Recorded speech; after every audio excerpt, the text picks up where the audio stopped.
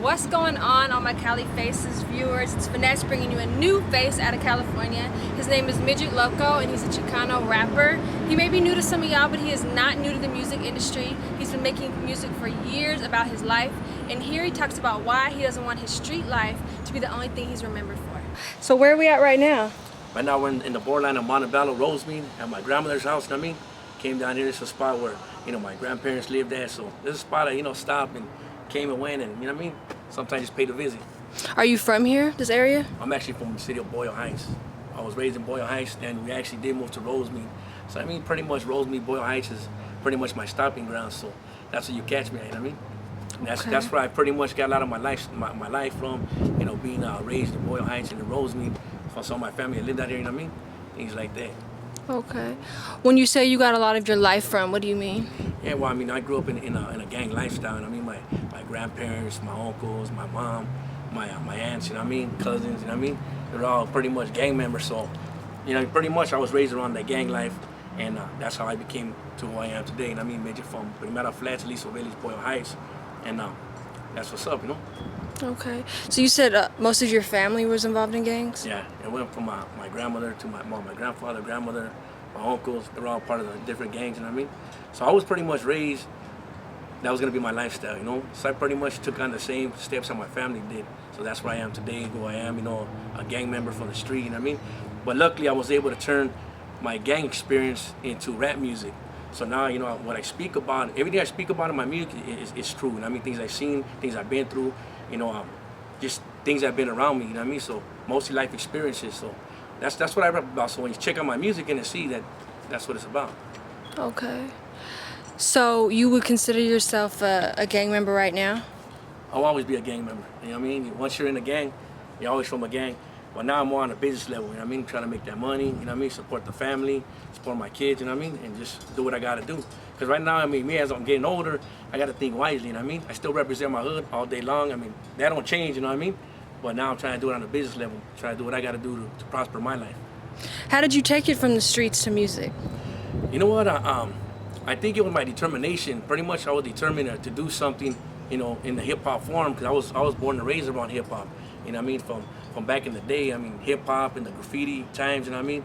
I pretty much said one day I want to be an artist. I want to be in hip hop scene, you know what I mean? So what I ended up doing was I was determined to say, you know what? I'm going to be that artist I want to be. And what I did was I just devoted myself to making music and hit the studio. Once I got in the studio, I fell in love with the studio. And just saying, I've been in the lab just dropping heat, you know what I mean? Yeah, you've been doing it for some years now, right? Yeah. Professionally about 8 years, you know what I mean? But I started rapping back in like 94, back in the projects. Rapping about my gang life, doing street tapes and stuff, things like that. And then you took it professionally? Yeah, I took it professional. I got hooked up with my homeboy Chino Grande, which is from Charlie Ocampo. At one time, he was from Wicked Minds. We hooked up and we decided, you know what, let's do this whole Charlie Ocampo thing. And then we just took it serious from there, you know what I mean? And then 2 years ago, I started my own label, Still Banging Music. Okay. Yeah, that's what I was thinking about when I wanted to interview you. I think that's important that rappers take it to that next level and start a label. Yeah. And that's hard to do. You have to have a business mind for that. Yeah, you gotta think out of the box, you know what I mean? How did you do it? You know what I did was I just decided, if I get some talented artists that know how to rap and how to spit, you know what I mean? And just take it to a whole nother level. We can make money out of state, off of merchandise, and all kinds of different things. We can make it happen. Money's on my mind, you know what I mean? I mean, you live in the world, you gotta have money on your mind, you know what I mean? You can't be broke and try to get things. So my mind's all about money, making money, and helping the people around me out, you know what I mean? Just to get out there and experience what I've been experiencing, which is traveling and doing a lot of different things, Right. Things like that. Are the majority of artists on your label, are they Hispanic, or like what would you consider your label? How would you describe it? It's a Chicano rap label, you know what I mean? Chicano rap label. I'm an artist, I have a female artist, Dolly Girl. The rest are all homies, I got Toro, Jay Brown, Young Brown, Lyric. The homeboy Shady Boy, you know what I mean? He's in prison right now, you know what I mean?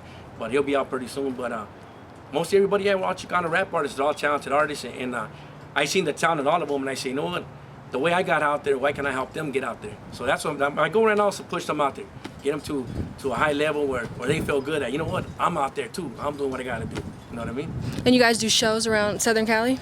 We do shows everywhere. We do shows in Southern Cali, the Midwest, from Omaha, Nebraska, Kansas City, Kansas. You name it, we're there. Washington, Vegas, Colorado. We're all over the place, you know. Oh, okay. So you're not just in California. No, I mean we're branched out of California, out of LA, but yeah, we do a lot of shows out of state. Okay. That's where it's at right now, you know. What's the difference between doing a show out of state and doing a show here? The fans. You know what? I'll be honest with you. You do a show out here in LA. Most of the time, you're gonna get a lot of your homies. You're gonna get, you know, some of your family. You might get a handful of fans. You know what I mean? And much love to all my fans. You know, I got nothing but love and respect for my fans.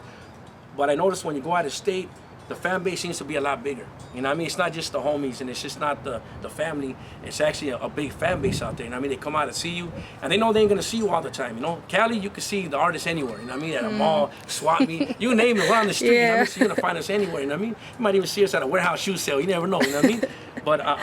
But truth be told, you know what I mean? The fan base out there out of other states, I mean, it's beautiful, you know what I mean? And just seeing all the people embracing the music, the whole culture and everything, it's a beautiful thing, you know? And much love to all the fans across the states and across the world. Seeing that the music is pushing that way, it shows that we're actually, you know, growing as artists and we're growing as a person, you know what I mean? Because before it was about, all we rapped about was just street life, you know what I mean? Right. That's a good thing to rap about because that's what you know about. But at the same time, you got to take it to another level. And I mean, of course, gang members are in love. Of course, gang members have kids. So you got to rap about your lifestyle, you know what I mean, of your family life, not just your gangbang life. And I noticed that a lot of different people in different countries, they look at that like, oh man, this guy had a hard life. This is what he came from, and this is what he has. He does have kids. He does have a family. He does come from a hood, you know what I mean? And they embrace the whole music. Having come through so much, how do you keep going? How do you keep yourself motivated? You know what I think it is? Because there's one thing I learned in life. One thing I learned in life is that nobody wants to die without leaving a legacy. You know, me personally, my goal is to leave a legacy in life. If when I die, I want my kids to be able to put my CD in a CD deck. I want, you know, my family to put a CD in the deck and say, that's my son, that's my dad, you know what I mean? What motivates me to keep going forward is knowing that I'm gonna leave a mark in life and a legacy in life than just dying another gang member on the street, you know what I mean? I always said to myself, I don't just want to die as Midget from Flash. I want to die as a person that's been known, you know what I mean, across the world. You know what I mean? I want to be somebody out there, you know what I mean? Everybody's gonna look at, you know what I mean, and say, you know what? He accomplished something. You know, all my life, you know, I got put down for being, you know, a gang member. You know, he's a low life and he's not gonna amount to nothing. He's gonna get killed at this age. My motivation now is, you know what? I'm still here. Now it's my time to leave a legacy. I want to leave a mark in life. I don't want to be another gang member dead, you know what I mean? I almost experienced that one time, and I mean, I got shot on my back, almost died, and you know what? Thank God today, I was able to make my music. Because if I would have died that day, there wouldn't be no Midget Loco, you know what I mean? Is that the message you're trying to push through your music?